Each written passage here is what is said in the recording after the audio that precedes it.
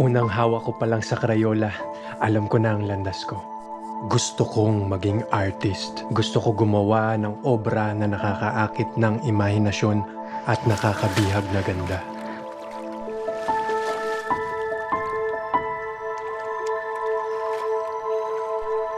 Ina, sino yan? Ang inang bastos ka! Hindi ganito. Ginagamit mo ang pintura ko para mag-drawing ng kabastusan? Art ho ito. Ano makala mo sa sarili mo?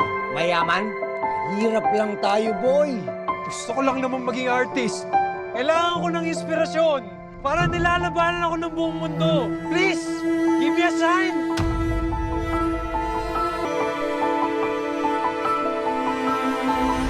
Kailangan mo ba ng inspirasyon? Sino ka? Ako ay paraluman, muso ng sining. Andito ako para tulungan ka.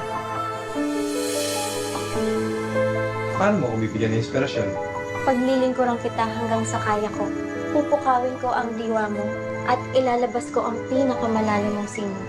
Susunod ako sa lahat ng gusto mo at kailanman hindi kita iiwan. Bawal tayong maghawak. Maglalaho ako at mamamatay ka. I would like to introduce to you.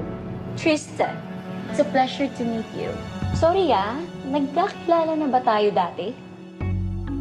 So I was wondering kung pwede bang magpa-commission sa'yo ng portrait ko. Walang problema ang pera sa akin. Oh, wala akong ibang gustong hawakan kundi ikaw lang. Paraluman, mahal kita. Pwede natin dayain ang sumpa.